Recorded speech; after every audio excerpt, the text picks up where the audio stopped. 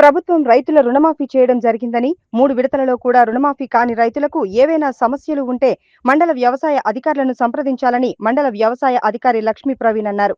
చిన్నశంకరంపేట మండల కేంద్రంలోని రైతు వేదికలో మండలంలోని రుణమాఫీ కాని వివిధ గ్రామాల రైతుల నుండి వారి యొక్క వివరాలు సేకరిస్తూ వినతి పత్రాలను స్వీకరించారు. అనంతరం ఆయన మాట్లాడుతూ రుణమాఫీ కాని రైతుల వివరాలను సేకరించడం జరుగుతుందని, రైతులు తమ యొక్క పట్టా పాస్ పుస్తకంతో పాటు బ్యాంకు వివరాలు, ఆధార్ కార్డు జిరాక్స్ పత్రాలను మండలంలోని రైతు వేదికల వద్ద మండల వ్యవసాయ విస్తీర్ణ అధికారులు ఉండడం జరుగుతుందని, రైతులు తమ యొక్క వివరాలు అన్నింటినీ కూడా వారికి అందించాలని ఆయన కోరారు.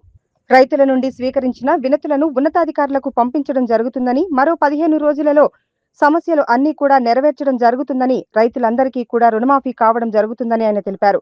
ఈ కార్యక్రమంలో మండల వ్యవసాయ అధికారి లక్ష్మీ ప్రవీణ్ తో పాటు వ్యవసాయ విస్తీర్ణ అధికారి మౌనిక తదితరులు పాల్గొన్నారు.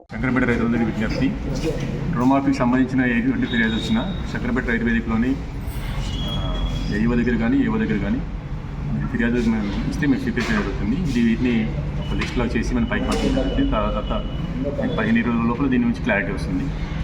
సో రైతులందరూ ఎవరైనా సరే ఎటువంటి ఫిర్యాదు ఉన్నా మా శంకరంపేట రైతు వేదికలో వచ్చి ఇవ్వాల్సింది పక్కలో ఏఈఓలు ఉన్నారు. అక్కడే ఇచ్చుకున్నా సరే, ఇక్కడ మండలంలో వస్తే మండలం ఇచ్చినా సరే. ఎటువంటి ప్రాబ్లం ఉన్నా 1,50,000 నుంచి ఫస్ట్ అట్లా పెట్టుకుంటా 2 విడత 3 విడత రుణమాఫీలో ఎటువంటి సమస్యలు ఉన్న రైతులందరూ సరే వాటి యొక్క మన ఫిర్యాదుని మా రైతుల నుంచి ఇచ్చినచో మేము వాటిని తీసుకుని పైకి పంపించడం జరుగుతుంది. కాబట్టి రైతులందరూ వాటికి సంబంధించిన ఫిర్యాదులని pass xerox, Aadhaar card xerox మరియు బ్యాంక్ అకౌంట్ నెంబర్ తీసుకొని మాకు సబ్మిట్ చేస్తుందిగా కోరుతున్నాం.